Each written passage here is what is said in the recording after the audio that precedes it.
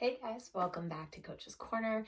This week we're talking about downhill running and how you can use that more effectively in both your training as well as in racing. So the major difference between uphill running and downhill running is that downhill running incorporates an eccentric component to running. So what this means is that while we're running, while we're going down that hill, our muscles are actually lengthening while they're contracting.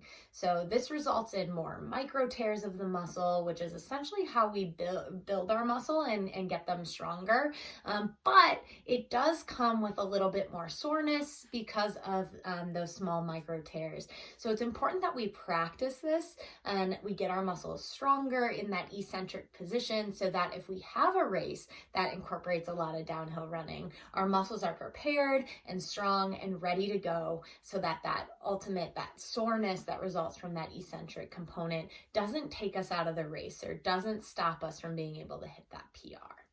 So now when we're talking about downhill running and we're looking at the strategies for how to do it best, a lot of people have this notion that they're going to power up the hill and they're going to take it easy and just cruise control going down.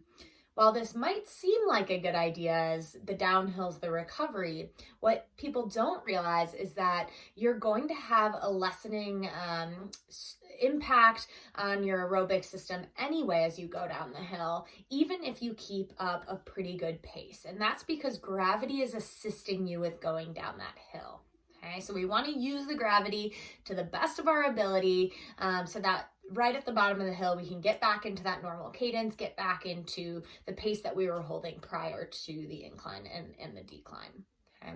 When we look at downhill running, there's a few things that we want to focus on. One is our line of sight, one is our posture, and one is where our feet are landing underneath us. Okay, so when we look at line of sight, when we're running downhill, we want to make sure that we're looking out in front of us, typically anywhere from about 10 to 20 meters in front of you, as opposed to looking straight down at your feet. Okay, whenever, and this is the case really when you're running even on flat ground, but when we're looking down at our feet, it's going to pull our posture down, caved in, and forward. Okay, so now when we have gravity at play, that's going to pull us even more. We're at risk of falling, losing our momentum, form gets all out of whack. So we want to make sure that line of sight is ahead so it keeps our posture tall. Okay, when we look at posture, look at our form when we're running down the hill, we do want a slight forward lean of our torso.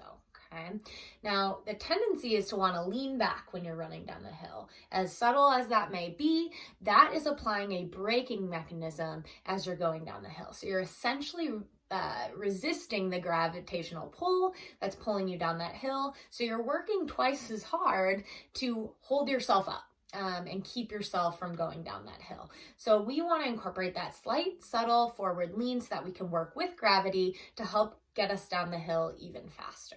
Okay, with that, when we're in that braking mechanism, so that slight lean back, we also have a tendency to overstride. So heel is out in front of us, landing in front of our body, in front of our center of gravity. We also want to avoid this going down the hill because, again, that is resisting the gravitational pull that is going to help get us down the hill.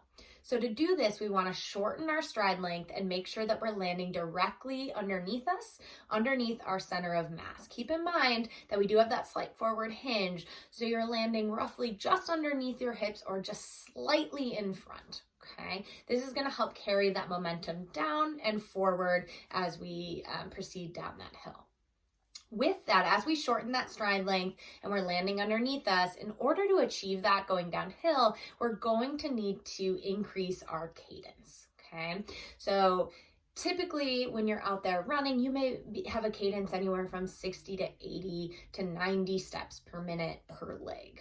Okay, when you're going down the hill, depending on the person, you may increase this anywhere from about 5 to 10 steps per foot per minute. Okay, the reason being we want to make sure that landing position stays good and stays under our center of mass, again, to carry that momentum forward. And in order to do that without landing in front of us, we're going to need to up that cadence. So working with high turnover as you're doing your hills in practice, as well as in a race setting, to get used to what that feels like, to shift the cadence up and then shift it back to a normal cadence once you reach flat ground again. Typically, I like to use about a 10-step count coming out of a hill to resume normal cadence and get back to what your normal pace, your normal cadence feels like. This gives you time to acclimate, get your breathing back into a normal routine before you carry on with the rest of the run or the rest of the race.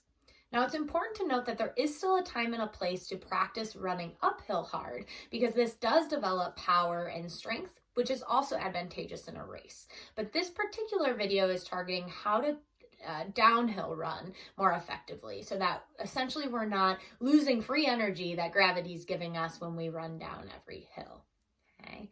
As always, thank you guys again for watching. This has been another episode of Coach's Corner, and I look forward to seeing you guys here next week.